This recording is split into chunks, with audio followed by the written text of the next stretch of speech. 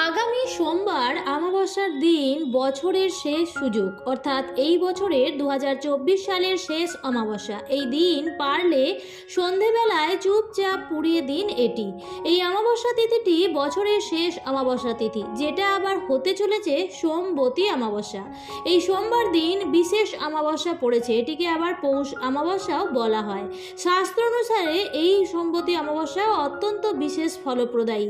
এমনিতেই অমাবস্যার দিন কিন্তু পরিবেশে নেগেটিভ এনার্জির পরিমাণ প্রচুর পরিমাণে থাকে, তাই পালন করুন সহজ কয়েকটি টোটকা আর মেনে চলুন বিশেষ কয়েকটি প্রতিকার, যার ফলে আগামী নতুন বছরে এর শুভ প্রভাব আপনাদের পরিবারের উপরই বর্ষিত হবে। অখণ্ড সৌভাগ্যের অধিকারী হবেন, বাস্তুদোষ দূর হবে এবং সামনের নতুন বছরে প্রচুর অর্থ আসবে। মা কালীর আশীর্বাদে আপনাদের পরিবার নতুন বছরে ভরে উঠবে সুখ, শান্তি এবং সমৃদ্ধিতে।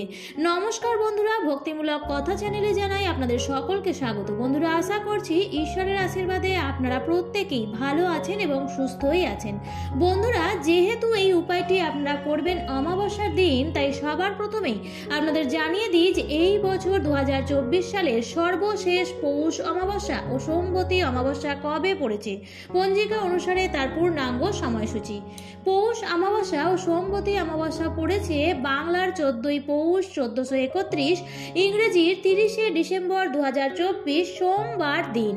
অমাবস্যা তিথি শুরু হচ্ছে 30শে ডিসেম্বর 2024 সোমবার ভোর 4:01 থেকে এবং তিথি শেষ হচ্ছে 31শে ডিসেম্বর মঙ্গলবার ভোর রাত 3:56 অর্থাৎ বুঝতেই পারছেন সোমবার দিন সারা দিন এবং সারা রাত অমাবস্যা তিথি থাকছে।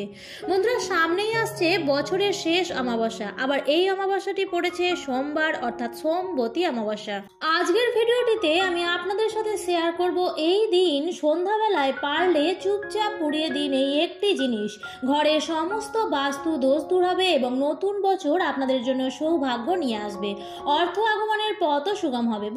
বন্ধুরা, এই অমাবস্যার দিনটি খুবই বিশেষ একটি তিথি ঘর থেকে নেগেটিভ এনার্জিকে দূর করার এবং বন্ধুরা বাড়ির বাস্তু ঠিক করার জন্য এই দিনটি অতি অবশ্যই বাড়ির এই একটি বিশেষ স্থানে মাটির একটি প্রদীপ জ্বালিয়ে দিন।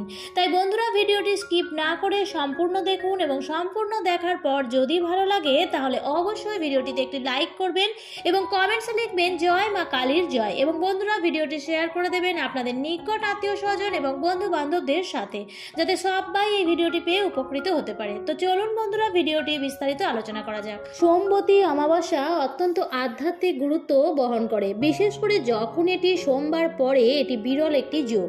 2024 সালের শেষ অমাবস্যা সোমবার পড়েছে, যা পৌষ অমাবস্যার সাথে মিলে সোমবতী অমাবস্যার মতো শুভ যোগ সৃষ্টি হয়েছে।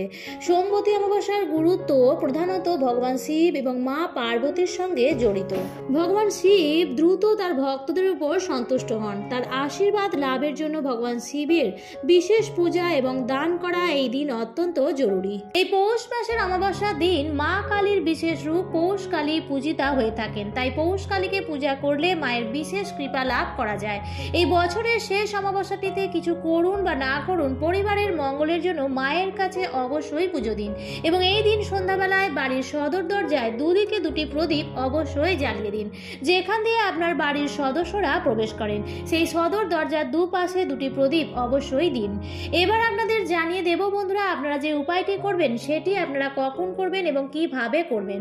বন্ধুরা, এই দিন বাড়ি ঘর দোর অত্যন্ত পরিষ্কার পরিচ্ছন্ন রাখবেন এবং এই দিন পরিবারের সদস্যের আর্থিক উন্নতির জন্য ভগবান শিবকে জলের মধ্যে কালো তিল দিয়ে অভিষেক করুন। এর ফলে সামনের নতুন বছর প্রচুর আর্থিক উন্নতি হবে এবং ভাগ্য সহায় থাকবে।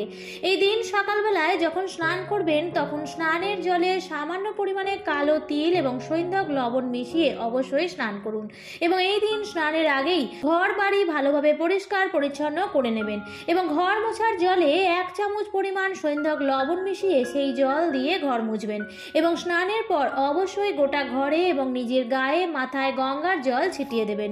এতে করেও কিন্তু অশুভ বা নেতিবাচক শক্তির প্রভাব সারা ঘরে পড়ে থাকলে তা খুব সহজেই দূর করা সম্ভব হয়।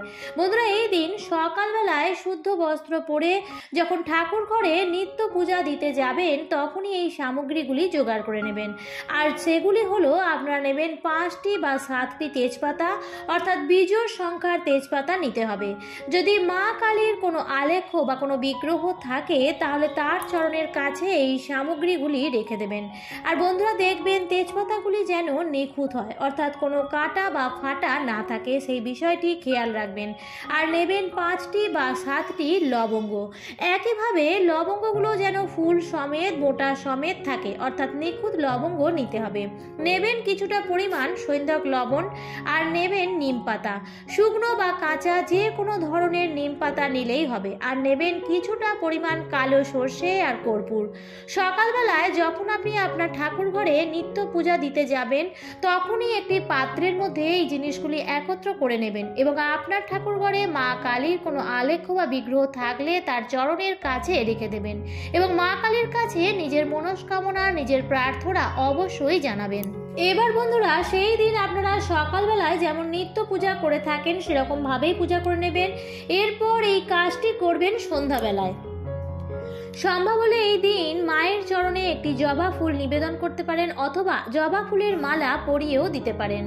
এরপর বন্ধুরা, সন্ধ্যাবেলায় যখন আপনারা নিত্য সন্ধ্যা দিতে যাবেন তখন আপনারা ধূপ প্রদীপ জ্বালিয়ে ঠাকুরের আরতি করে নেবেন এবং ভগবানের বিশেষভাবে আরতি করার পর ভিডিওর প্রথমেই আপনাদের যে স্থানে প্রদীপ দেওয়ার কথা বলেছি সেই স্থানে প্রদীপ জ্বালিয়ে দেবেন এবং তুলসী তলাতেও অবশ্যই এই দিন সন্ধ্যা প্রদীপ দেখাবেন।